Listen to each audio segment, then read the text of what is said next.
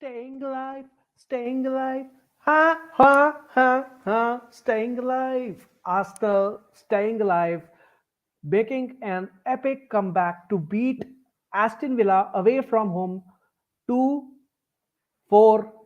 It finishes. What an epic comeback by the Arsenal. Wow, what an exhilarating match that was for the weekend. It was like we weren't expecting what would happen, but like whatever happened in that second half, the real Arsenal, the mentality monsters showed up, and beating Aston Villa 2-4. And yeah, that was an exciting match. Yes, there was some problems in the first half. We will discuss about that in details, and we will discuss more about how the second half changed and what improved and what lacked in the first half. We'll talk about Saka's performance, Bukayo Saka, and the goal that he took and the injury that he was suffering afterwards. And we'll talk about the Jorginho performance. He was like man of the match yesterday for Arsenal. He played really well. His passing was on point. His goal, the shoot that he take in the dying minutes of the extra time that was added, like 6 minute plus, right?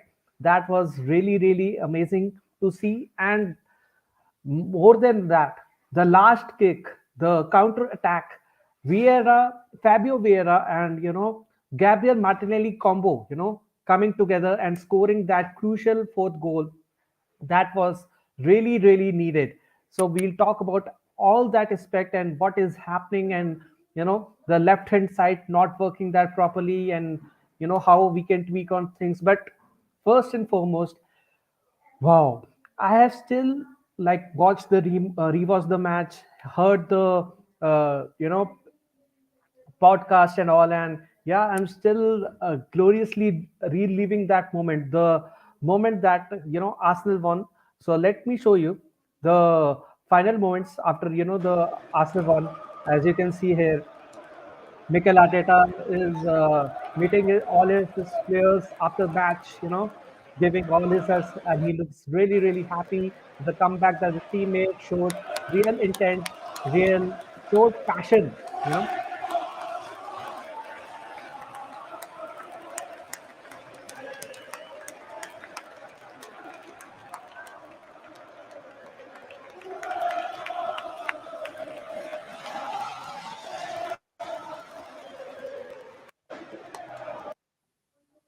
As you can see in this video as well, the Arsenal fans celebrating the away end, celebrating the epic comeback victory, the last dying minutes in the extra added time, and it was a crucial way to finish off a match, and the much needed 3 points. Yeah, even in the like, if we talk about there was like fights going on between the analyst, Arsenal analyst and Villa analyst, when Arsenal scored a goal.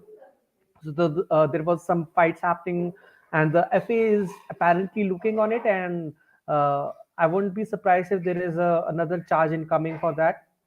But right, yeah, I mean, like, it's amazing to see, like, the Arsenal, the nerds are even fighting, and the away end was celebrating and pushing the players on. And that the score, the winner, the essential winner that Jorginho scored in the 94th minute, it was like no one was expecting that strike. And what made it even better was the Emi Martinez had to take it in, and it was like glorious emotions of happiness. And I was like banging my hand, screaming inside me, because like I couldn't scream out front. But it was an exciting match. It was full of drama. Like first half, we went behind 2-1, ended the half, and we'll talk about the both the goals that Villa scored and what happened there, and how we made the comeback in the second half, where we were the better team. We battered Aston Villa in the second half. We much deserved to win, actually. If we go by the stats in the second half, we look at the first half stats as well. But I think if you look closely, right, we absolutely deserve to win the match. And we'll talk about the stats as well. Like if you go upon the stats upon the first half, right, we had like 0.27 or 24 xg, right? That was the first half xg that we have. But in the second half, we had after the game finished, we had 4.6 xg or something like crazy like that, right?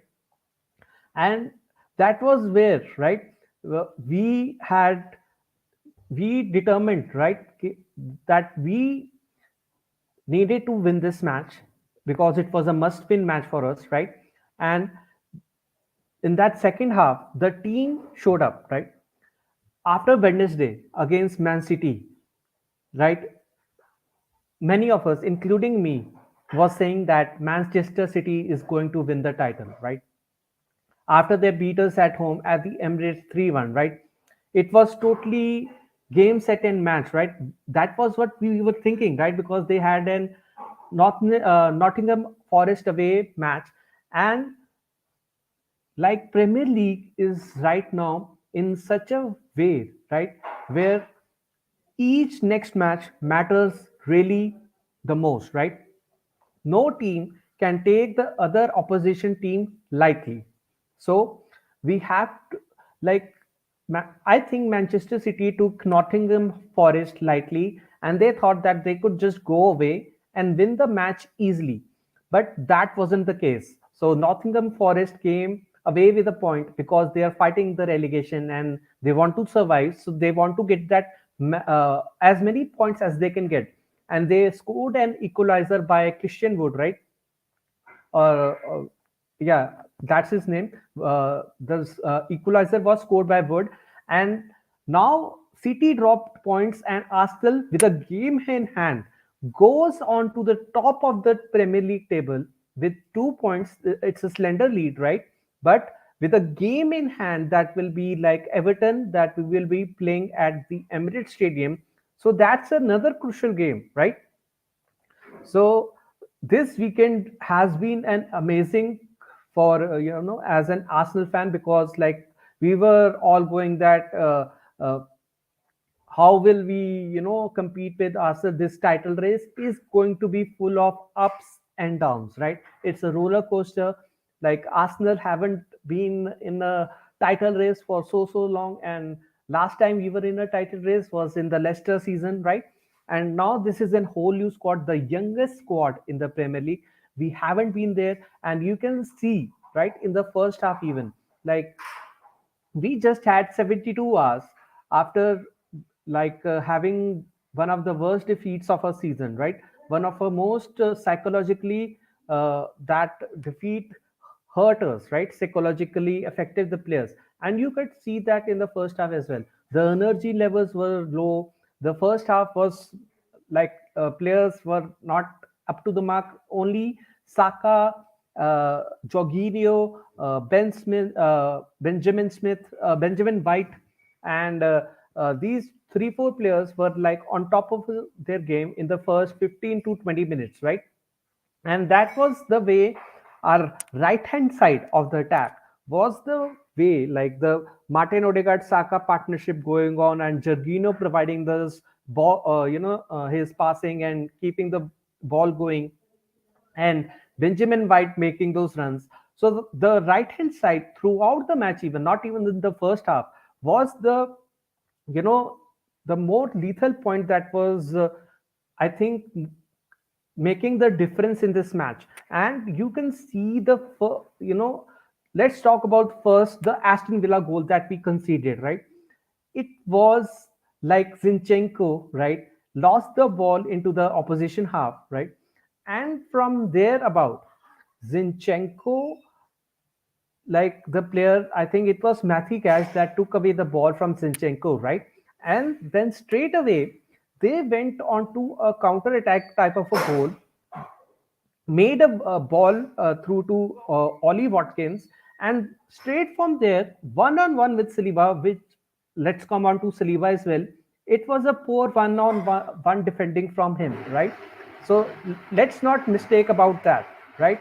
And from there, Ollie Watkins scores a amazing shot and amazing goal, right?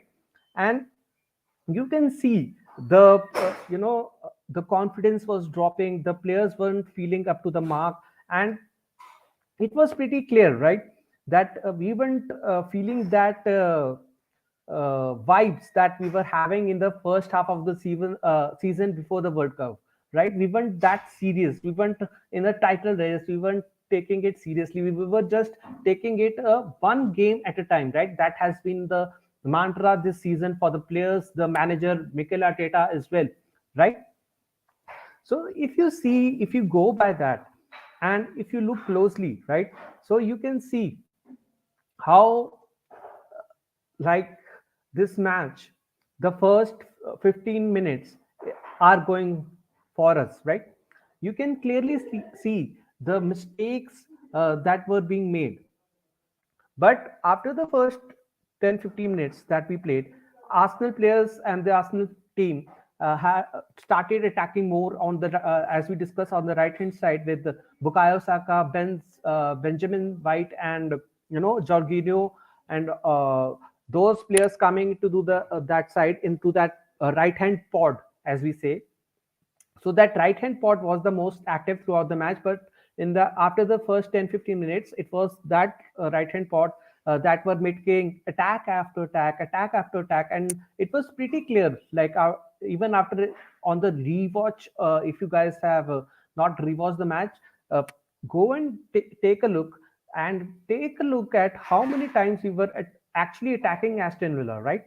So it was pretty clear that a goal was coming soon by us, and that strike by Bukayo Saka was definitely world class.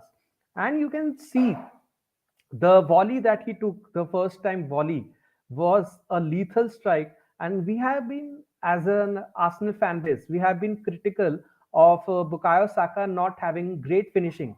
But right now, as a player, he is finding that, special, you can say, uh, finishing, how to finish those chances. And even like Thierry Henry, before the Manchester City game, right, said that, you know if you are a big game player, right, so it is like up to you to that big game players are not nice. So as we are being saying that he's a star boy, he's a good human being, he's a chill guy, right? But Bukayo Saka wanted to show to the rest of the world and the Premier League, the refs, how he's refereed. We'll talk about that later as well. It literally pissed me off this match as well, like how he's refereed, how he was refereed the last match as well, right? So, like, he pushed off Coutinho. He showed that killer instinct and even the celebration. So let me show you the celebration that he did. Honoring the king, Thierry Henry. The celebration after he scored that magnificent volley that he scored.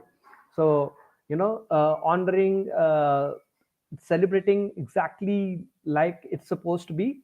But yeah, as you can see, Saka was doing his utmost best. Again, it was like Saka FC for those first 15-20 minutes, and then we recalibrated, right? We repositioned ourselves. We thought, okay, let's calm down, let's restart the match, right? Because it was looking like, if it is a early kickoff, right, in case of this match where it was like a afternoon kickoff in the London time, right? So like players are still in that mind space, disappointed, not physically focused on to match, but they were like, okay, it's okay, we are now 1-1, let's restart the match. And it was okay for the next 15 minutes. But the Aston Villa second goal that we conceded was the worst goal that Arsenal have conceded this season, right? If you look at that second goal, it's like the players are literally sleeping on the field, on the playing 11. Like, Emi Martinez just rolls off the ball to, I think it was Kamara. He takes the ball across the midfield, no one pushes him, no one presses him, and he then passes the ball to, I think it was Bundia or Coutinho, right?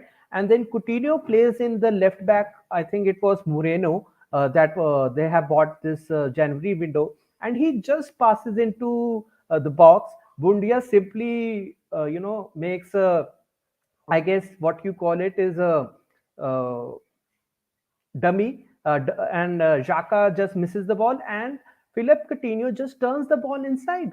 It was a simple goal. We lost many duels. Ben White, even though he had a pretty decent game, going by his standards, he made a gamble and tried to win the ball upfield, right? But he didn't win the ball. But what happened was, uh, Ben White gambled. He didn't win the ball, and Alex Moreno just went inside and passed it into the box, and Coutinho scored the goal. It was simple as that. And both the goals were scored in a way that, Ramsdale, even like people were the Arsenal fans were like saying Aaron Ramsdale could have saved both of those goals. In my opinion, I think he couldn't have done anything about either of those goals. The first goal was like Watkins scoring the goal was like pretty much a very decent early strike. He just couldn't get down on time. It was early taken.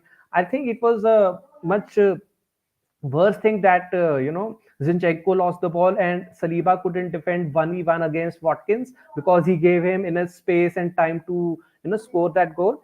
But the second goal again, Coutinho just gave him eyes and he was like just shooting onto the other side. So Ramsdale, in my opinion, couldn't have done anything for both of those goals. But in the first half, we have to talk about how defensively we have been, coming down as a team, right? You can see clearly both of those goals that we have conceded. The team defensively looked very shaky, very less in confidence because we have been conceding goals. We conceded a goal against Everton through a set piece. We conceded a goal through Brentford on a set piece, even though it was offside here, and VAR failed to do its job. So for a moment, let's all say bye bye to Lee Mason. He has been suspended. So even though we won't be getting the extra 2 points we deserve, but Lee Mason is going, so that's a good thing for us. And and here's that he's saying that right side or defense ka kuch karna padega. Saka could get and couldn't help in. But I think Daksh, you are pretty right that I think that when as I was saying that Saka was getting kicked very often onto that right hand side because he's that player, right? He's that guy for Arsenal, and all of the opposition team are going to get onto him and foul him and kick him and show him. And he was suffering throughout the match, right? After he got kicked by Alex Moreno and likes of that, and he also went down right later on. So he was struggling throughout the match. He wasn't running properly, although he still completed the match. But I think he wasn't like, even though in the second goal as well, you can clearly see, and there is some press conference after the match that Arteta did, and he really said, and it was interesting to hear that Arteta said that Saka wasn't moving properly for that second goal, and that's why we conceded that second goal actually. Because if you see, Nketiah is here, right? Nketiah is here, let's say, pressing the opposition center back, and here is Saka, and Saka just couldn't close the space down between the you can say midfielder and goalkeeper to let that throw in very effectively. The ball run in from Martinez to Kamara very easily, and that was one of the reasons why I think it was the second goal was one of the worst we have conceded, because it reminded me of when Obama, we had Aubameyang, Mesut Ozil, Mustafi, those kind of players who didn't press the opposition, didn't want to win the ball, didn't wanted to press the opposition and show get into their faces and be like, you aren't getting through that through us so easily, because defensively we have been very solid, be it at home or be it away from home, right? But these past three matches, right, Everton, Brighton, and then Manchester City, right? And now Aston Villa as well. We have been all over the shop, right? In the second half, we did improve a little bit defensively, but even though like they had enough chances, but that was more later on into the match.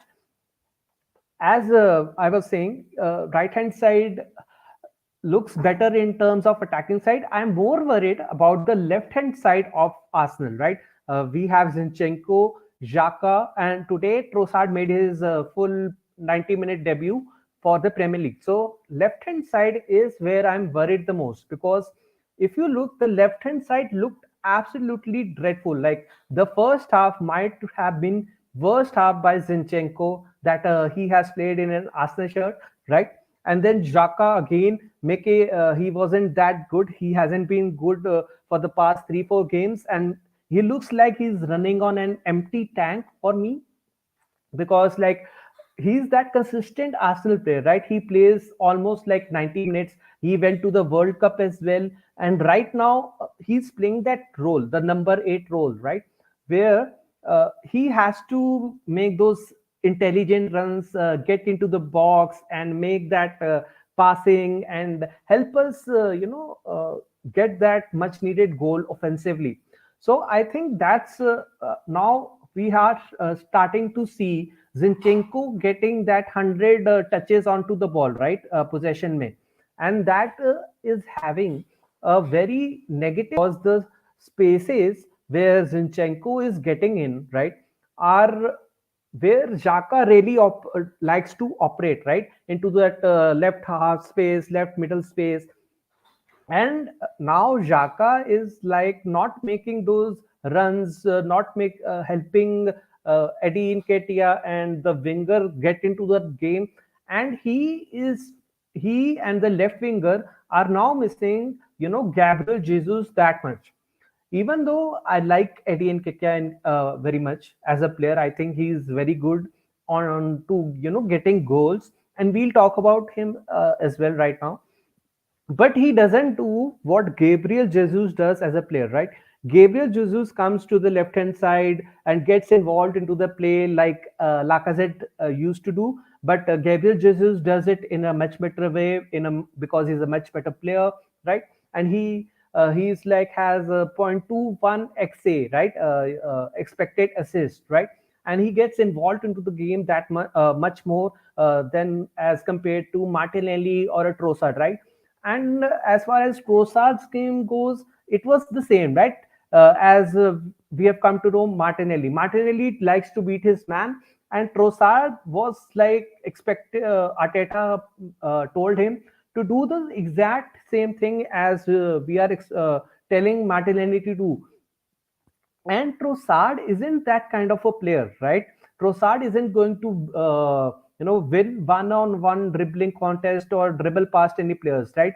He likes to come inside and play one-twos, combine with the players, get into that left-hand space again. So we have two to three players playing the same exact position, and that is having that effect onto that left hand side that looks really troubling right now, right? Even though in the second half we fixed it a little bit, but it still looks like it is a very major point. And l- let's see how Arteta tries to introduce slight tweaks in it to have it differently. But as I said, the second goal that we conceded was the worst goal. I think most of us would agree that is the worst goal that we have conceded this season, because we lost all the dues, right? Arteta has also said in his whenever we talk that we have to win all its dues. We like to defensively be strong, and Aaron Ramsdale even after the game said it, right, that even though we won, came back, won 2-4, we have to take the positives. Yes, much needed, but we have to be concentrated how we can do better, right? This was a much needed win to bring that vibes back, confidence back, those smiles back, the celebrations amongst the away fans, from the players. much needed, right? After the last three matches that we faced, right? So this is a much needed win. Let's not discount that. So let's talk about the some of the performances. We talked about how amazing Saka was, and he was looking like after he got regularly fouled, right? And I was talking about how refs are not making sure that opposition player, the left back that we are facing, gets the yellow card, right?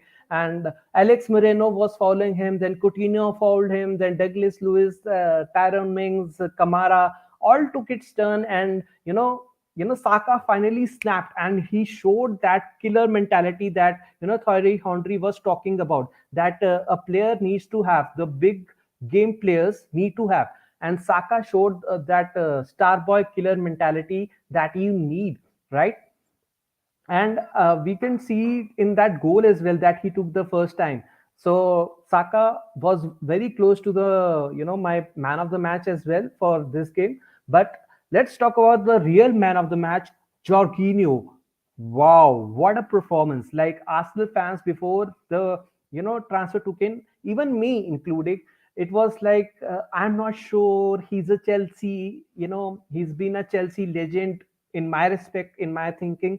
He has played from for them for so many years, and in the middle of the season, he joins like us, the rivals, one of the rivals for Chelsea, and it's very tough to take, right? It's very tough to accept opposition rival player into the team. And like on the ball, he's an amazing player. Look at the some of the passes that he was making. Look at the line breaking passes, the on the ball how he was making interceptions, right? How he was making the ball go to the flanks, making Saka balls for Saka. And yeah, I was very impressed with Jorginho, because we are missing one of the key players in Thomas Partey, right? And like we are expecting Thomas Partey to at least play like 35 games, and still he can't do that, right? So Jorginho has we have pivoted to Jorginho, right? Our first target or second target wasn't brought in, but still, I think Jorginho would be a very good addition to this Arsenal squad, because he's essentially come in replacing El Neni, right? And El Neni has suffered a big term injury, right? A long term injury. So El Neni is gone, right? So, and I think Jorginho is much, much better in terms of if we compare to Eleni. Don't compare Jorginho to Partey. Like finding a Partey replacement will only be done in summer, in my opinion, right? So taking this Jorginho performance off the ball, there are some issues, right? That he gets beat easily on off the ball. Uh, his player goes past him easily. Yes, I can agree there are some issues with Jorginho, and but if the team and the players that surround Jorginho are quite good and make runs consecutively with the likes of Saka, Martinelli, Eddie, Ben White, then we have Xhaka, Partey. So with them, Jorginho will look actually much more improved player, right? We have seen him in the playing for Sari in Napoli as well, right? Where he made where it was a possession based team, right? And he was very good player there as well. And I think he will like get that a year extension, the option that he has in his contract, and he will play for Arsenal for 2.5 years or so. And this will be a very good signing, right? In case what we call it, Thomas Partey emergency button that we have to push once a season or twice a season, and in that case, Jorginho will be a very good signing because he's experienced, he knows the system, he knows how to be on the ball, and you can see his leadership on the pitch as well. And you can see when he scored that equalizer, the shot that deflected off Hemi Martinez, that was funny. That was literally the funniest goal, and the euphoric moment for all the Arsenal fans after what Martinez has done, has said about Arsenal after moving to Aston Villa. So that was like literally so fun to watch. Bouncing heading the goal into back is into an own goal, but I'll take that consider that as an Jorginho goal rather than an own goal. But that own goal makes it more funnier and more interesting. So whatever, but that strike and his performance was very good. I was very impressed with him, and hopefully next season he doesn't have to play the full 90, because I think James Madison is a different kind of a player, and I I would rather have Partey in that defensive midfield than Jorginho. But let's see. Hopefully he's back and uh, ready to play that. But today's the match performance, the man of the match goes to Jorginho. No doubt about that. I think all of us would agree on that. That Jorginho deserves to be man of the match, right? Let's talk about we talk about the Jorginho performance. Let's talk about the Martin Odegaard performance. I mean, amazing performance in that second half. After going missing and going really not being there into the first half, second half he really stepped up, he turned it on, he showed why he is so important to the Arsenal team, right? He showed that when he's on song, when he's on point, he's like one of the most crucial players that Arsenal can have. And I think that's one of the reasons, right, that why Arsenal have struggled these past three games as well, right? We haven't seen the best of Martin Odegaard, right? And in this game, in the second half especially, it was like Martin Odegaard finally decided to step up and show that yes, I can step up and show my leadership skills and show that I can take my victory to a much needed win. And that's what he did.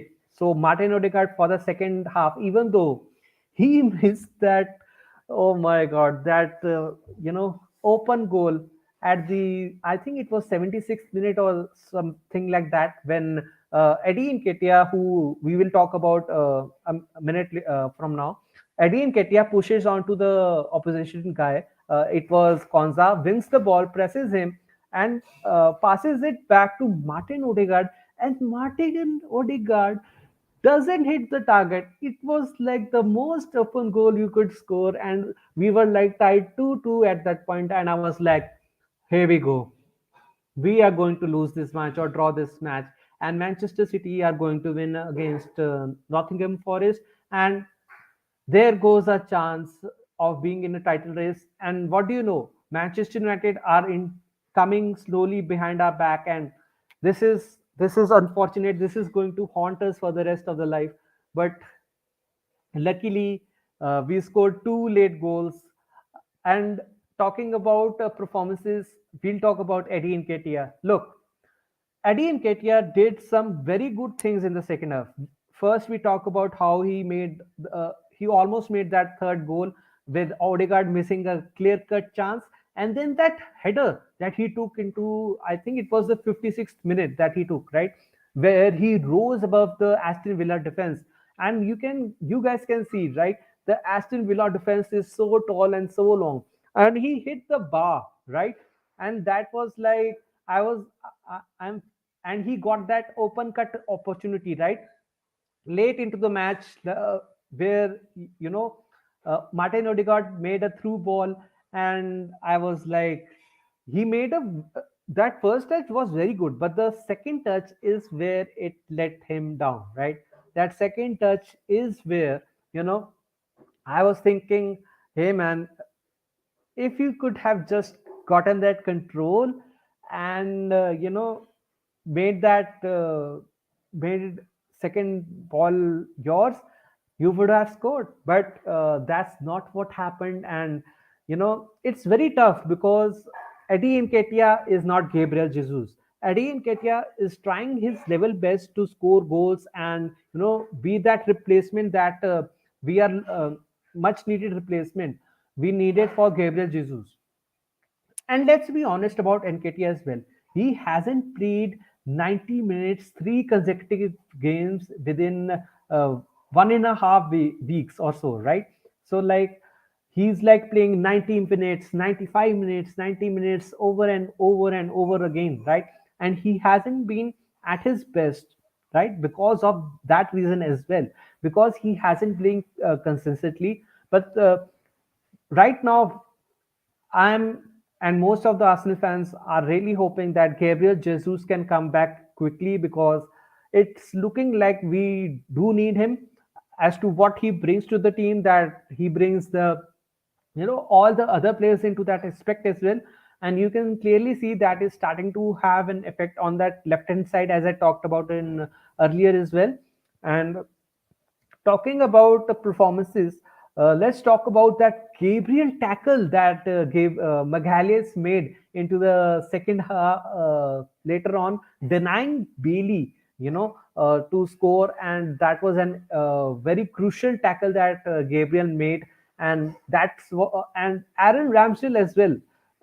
Huge kudos to him for making that epic save to keep us in the game, pushing the save onto the bar, and helping staying us the game. If Bailey had scored that goal, I think it most have would have ended like Aston Villa 3, Arsenal 2, and that would have been a very disappointing loss, because the second half we were so good, right? And we were not creating those chances, and creating having that you know uh, making sure we convert those chances, and it was looking like it was going to end in a loss or a draw, right? So that was another crucial save and a block.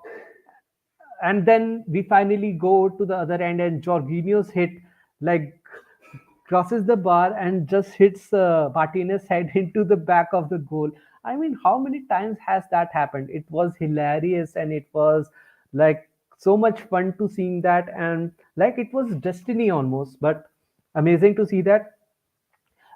Let's talk about Vieira as well. Fabio Vieira coming on. It was, I think, 70th minute into the second half, and he actually looked quite good. He was athletic. He was getting onto the ball, and he made that final goal. Right, the pass that he made, and he was already celebrating because he knew that Martinelli was through, and Martinelli openly celebrating with his hands out wide, like. You know the Brazilian statue, or the Titanic pose that he was making. But that was an amazing counter attack that we did, and Vieira and the Martinelli combo, making sure that we get the whole 3 points at the end of the game, was like the bromance coming through, and then they go out there and have this silly celebration. I don't know what they were doing, but it was something truly special to see that. And yeah, amazing to see the performance and the away crowd after the match. I'll At the end of the live stream, I'll link the video of the away fans celebrating, so make sure to go see that. But the away fans celebrating, the whole team celebrating, it was an amazing scenes at the end of the match. And yeah, so overall, there are some positives to take, and there are some negatives. The positives to take from this match is like that Arsenal are officially back. We are back, where we put out the word. We have the 2 point lead with the game in hand, and we have to keep going, right? We have to take it one game at a time, one game at a time, and go through like that, right? We have to take, get better defensively, because we struggled here, right?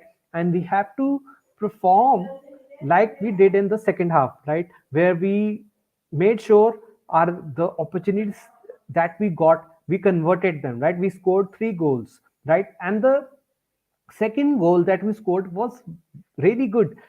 And I have said that Zinchenko's first half was not that good, but the second half is where he showed up, right? He was making passes, he was making the right decision, and the goal he took, the first goal he has scored in the Premier League, has come for the Arsenal, and his childhood dream, his childhood support, and that was amazing to see. And the short corner routine that we were doing over and over and over again in this match finally came to fruition, right? So that was really good to see, like making the short pass and Zinchenko scoring that goal. I think it was in the FA Cup as well, where the other team scored from a short corner, and we they converted it. I think it was a very good tactic where we had analyzed the opposition quite well, and we were trying to do it over and over and over again, and we finally succeeded with Zinchenko scoring his first goal in the Premier League. And there was no good celebration from him. He was like, let's get back onto it, let's go get that win. And it was totally professional, it was totally good. I liked that, I loved that scene. And that showed that he has been there, he's experienced, he knows how to win the titles. And that showed in the celebration as well.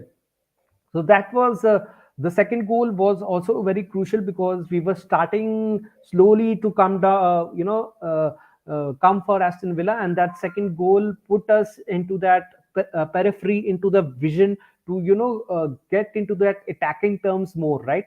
To get more attacking. And that's why we brought on the likes of Fabio Vieira, Martinelli, who had a good second half performance. He had an assist for Jorginho goal. We'll take that as an assist for him. And he made that famous goal that we'll relive after the season as well. The Premier League police were after him, saying that he shouldn't be celebrating mid score while scoring the goal. That was hilarious. So what about Fabio Vieira, who made the pass, who was celebrating even before he scored the goal? So that was pretty epic to see. The celebration, let it bring it on, right? We have been the, oh, it's Arsenal, they are the sweet cute club, and they will just accept whatever they are. So let's be the baddies, huh? Let's be the guys that all of the other clubs hate. you know Arteta doing like this to the referee when the ball was in the second half for the Aston Villa. That was an amazing gift that Arteta is. We will see many gifts and mockery out of Arteta coming from the refs, because like he wants the game to be flown in a correct manner, and refs are being refs, but whatever. Lee Mason, who just forgot and now is suspended. So let's all say bye bye again to him. And but again, uh, here's Moses Godwin, weekend in the league. I can definitely see that, Moses, but it's still 23, 24 games. We have to take it one game at a time. We can't get ahead of ourselves, right? We have to stay pragmatic, because right now our form for the last three games hasn't been that good. Defensively, we are seeing some signs of struggle, as I discussed before as well, right? But we can definitely win the league. We are in the contention, but we can't get ahead of ourselves, right? We can't take any team in the Premier League lightly. Next up is Leicester away, right? Even though defensively they are a little suspect, they don't track their runners, and they, attacking wise, they are a very good team, right?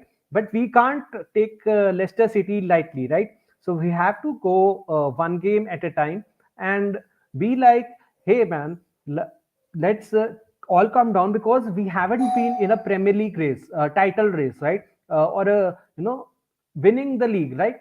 The last time it was like coincidentally against Leicester, who won the league when we were in the title race, right? So this is the youngest manager in the league, youngest squad in the league. Like psychologically, we haven't been there, right? And this the last 3 4 games have shown that we are suffering from it. Even the first half, it was showcasing the magnitude of how that is starting to affect the performances as well. But in the second half, that changed, right? We became much more what we have been. We were attacking, we were being ourselves, we were like having a proper game plan. And Saka showcased very clearly, right, that even though he was injured, like he showcased that he wanted to be there. He wanted his like Arsenal to get across the finishing line, and how the team celebrated that Jorginho goal showcase how well close this unit is, how well knitted the group is. Right, we are all together into this. We are all together trying to win the league, as you said, right? But next training is what we have to focus on as a team, right? As a squad, as Arsenal, right? So let's concentrate on Leicester away. We can't take them lightly, as I said, and we go one game at a time. Yes, we can win the league. I have the confidence in the squad. I have the confidence in the team. I have the confidence in the players, the fans that are supporting the, all of us, right? But let's get back to the basics, defending solidly, attacking more, fixing that left hand side, as I say, talked about, maybe implementing Fabio Vieira in place of, I guess, Granit Xhaka, or Emil Smith Rowe, who's going to come back, Gabriel Jesus, who's going to come back, Thomas Partey, who's going to come back. So, three more players, major players, who are going to make a comeback for Arsenal, who are going to provide that much needed threat that we need, the much needed power we need to go on to that run. These next 4 5 games are very crucial for us, so we have to get maximum points, like get, let's say, for the next 4 5 games we have to get 14 to 13 points. Gunnar SG is coming. Is Jesus back this month? I don't think Jesus will be back this month. I think March, early March is when he's set to be welcome back, because it will be a long time since Gabriel Jesus has played, and I think he won't come back straight into the team. He will be on the bench for a couple of games, and there is Europa League as well, right? So he will be like come back on the bench, be there for the 2 3 games, and come on to as a sub when like we are 60 minutes or 65 minutes or 70 minutes, and get him integrated slowly, right? Because he has suffered a major injury. Knee injury is a not light injury, like whenever we run, accelerate. So the knee is the like one that support us, and that's the one making the acceleration go. So I think Jesus will be back early March, but don't expect him to start the Premier League's game immediately for us. But he's going to be very crucial for the Arsenal run in. When we have more majority of very crucial matches coming into the Feb end, and then March beginning, we face Manchester City away, Newcastle away, and then we in between face Brighton at home as well. So like 2 3 matches that are like going to show like our how we finish our season as well. So in those games, Jesus will be the most crucial, one of the most crucial players for us. But once again, I'm saying let's take it like a one game at a time. Right now, Thomas Partey will be coming back next week. Hopefully, it is him that is like he's back, and the injury isn't that as suspected.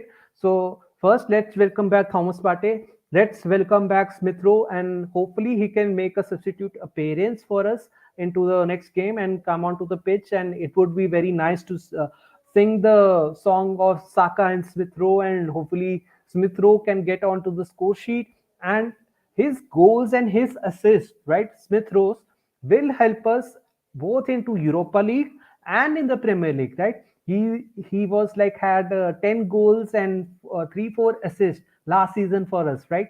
So his goals and Smith Rowe's assist would be crucial for Arsenal in the upcoming run.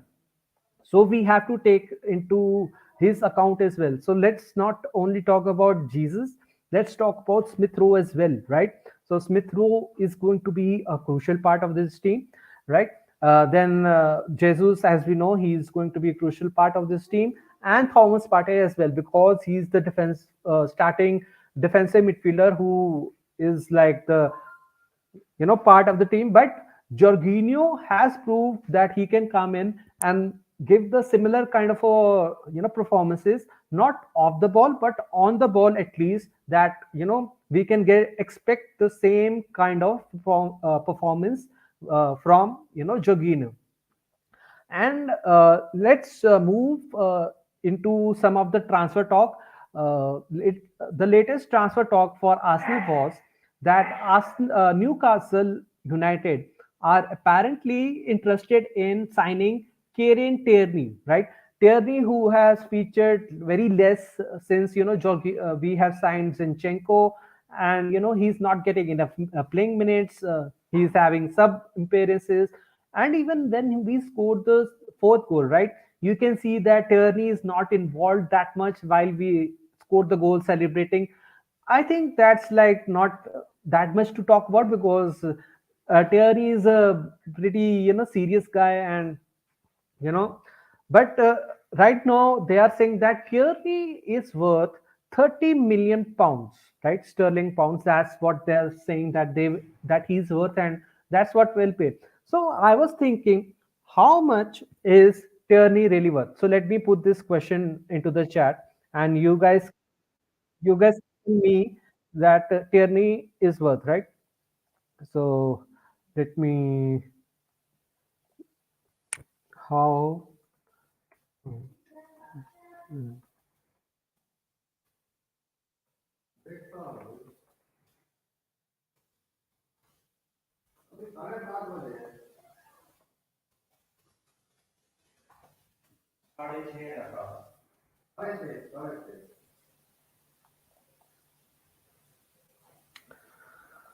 So there is a question, you can go on to it, right, and be answer the question that how much is Karen Turney actually worth.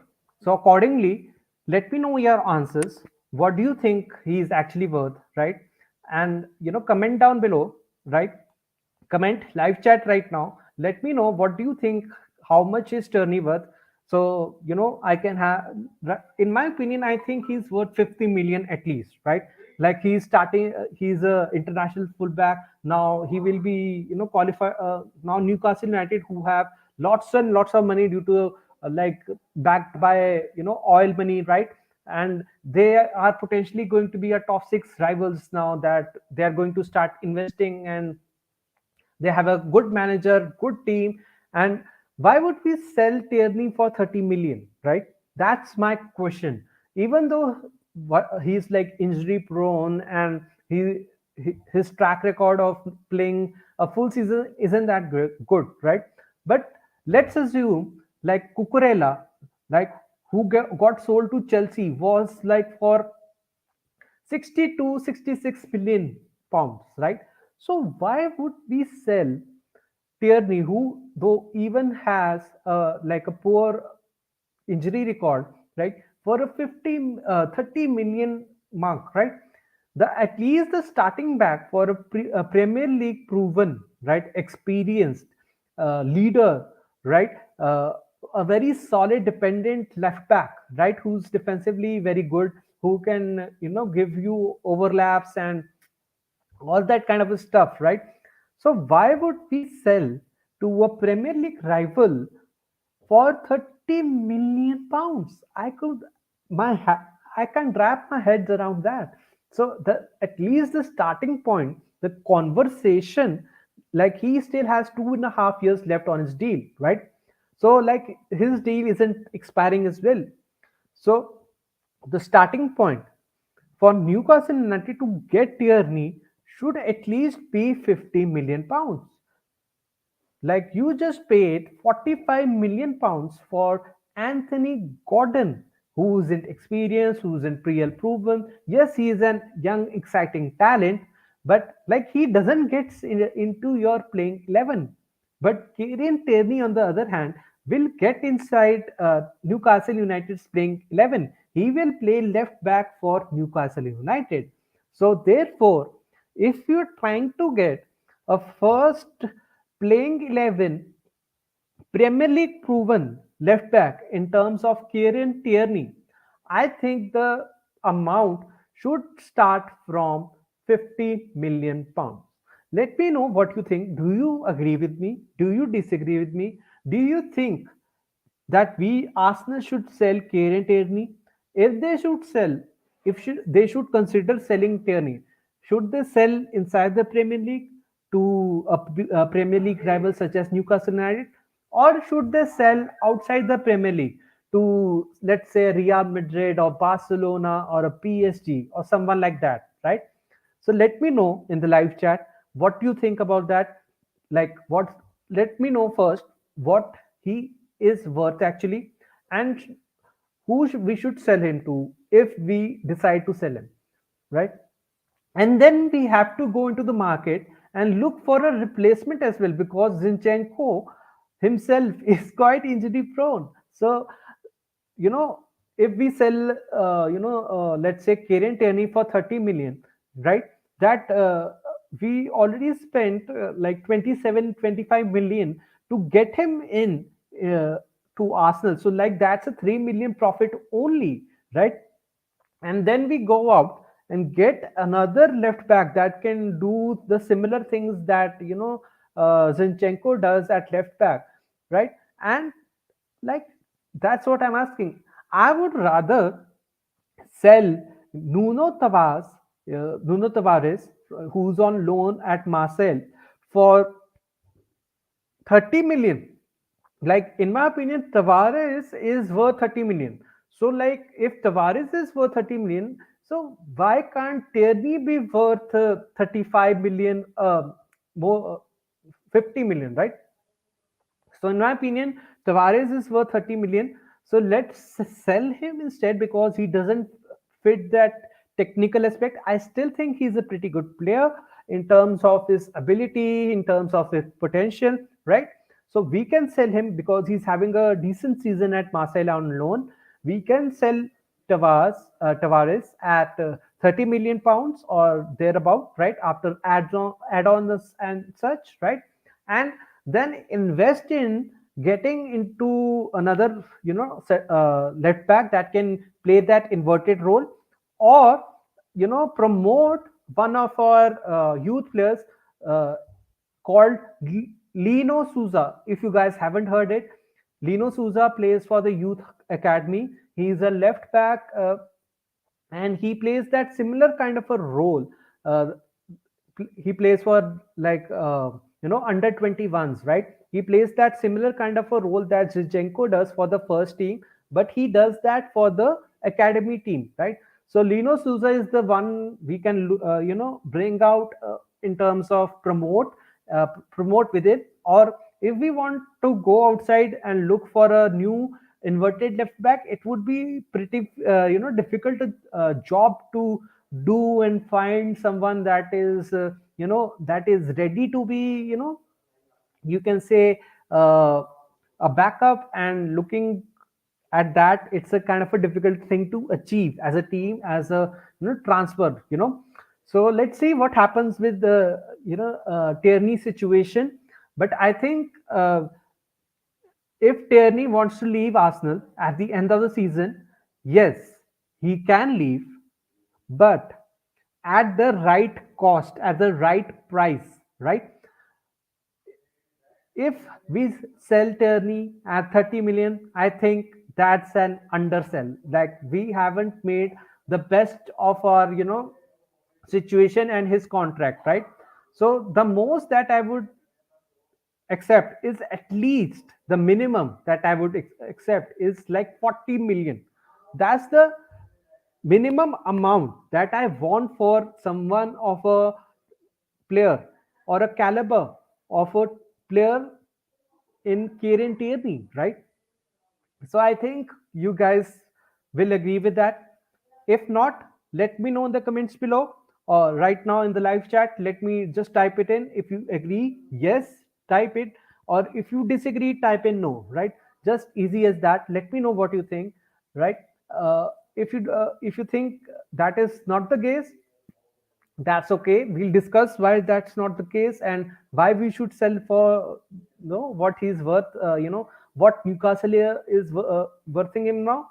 But I think it is a interesting situation that he wants to leave, and it came right after we defeated Aston Villa away from home.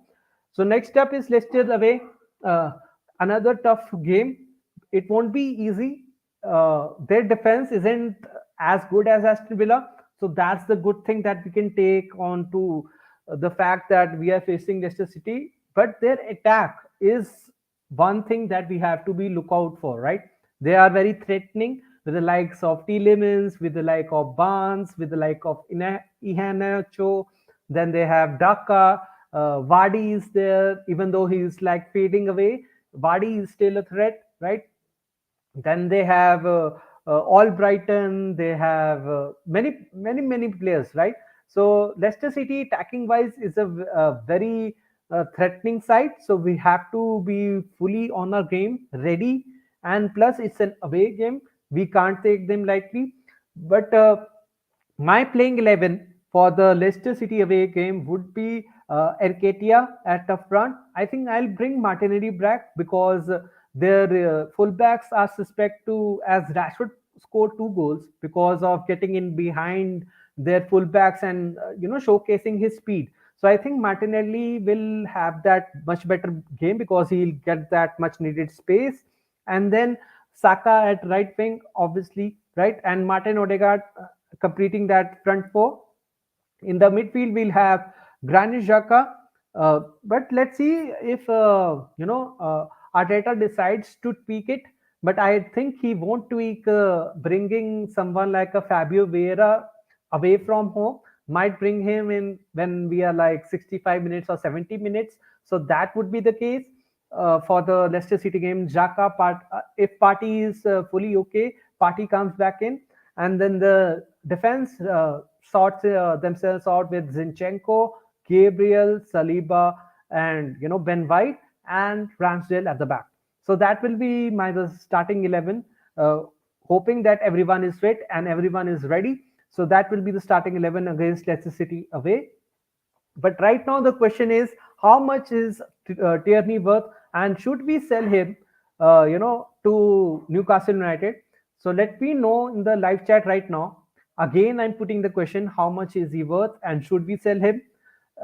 If any of you can, live comment right now. I'm waiting and seeing if you guys let me know what you think about that. But I think that again, in my opinion, if we are to sell him to Newcastle United, the starting price should be at least 40 million.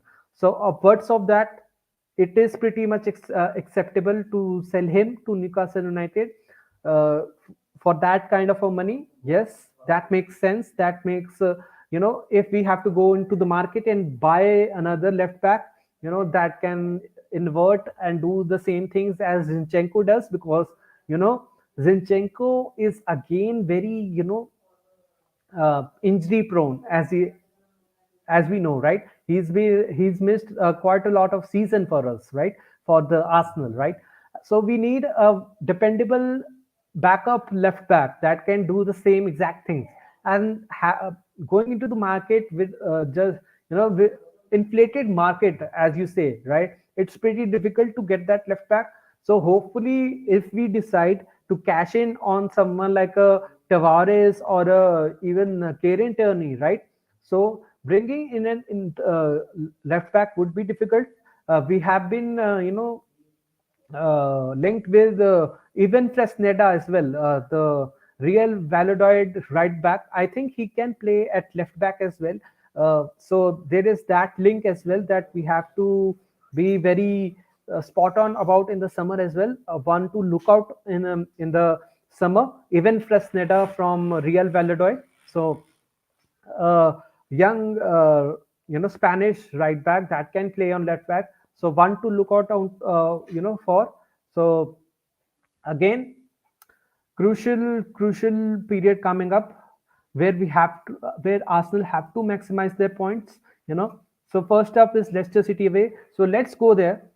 With the same intensity that we showcased in the second half, the same belief, and we can't take, as I said, Leicester City lightly.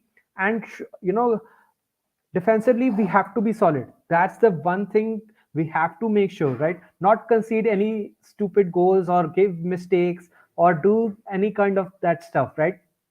So go to Leicester City with the same intensity that we showcased in the second half. Have the self belief in us, the confidence that we now have the vibes, and go into that match with the full confidence in that we can.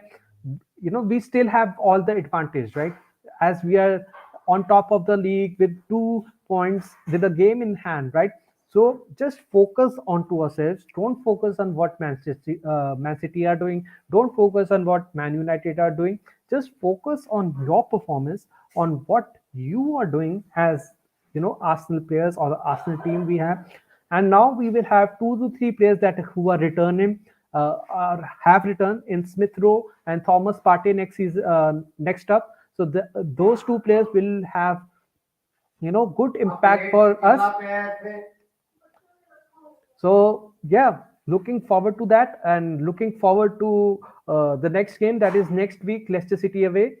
My prediction for that game is Manchester Leicester City nil, Arsenal 3. So that will be my prediction for the Leicester City game. And as I talked, Newcastle Tierney situation going on. Let me know in the comments or live chat if you think we should sell him and for what price. If not, you can let me know in the comments after the video ends. And if you guys want to see the away fans reacting about the win, you guys can watch the video here. I'll drop the link here, and you guys can watch it. And I'll see you guys in the next live stream, maybe after the Leicester City win. And yeah, amazing comeback victory, and Arsenal are back, baby. Put the word out. I'll see you guys later. Come on, Arsenal. Peace.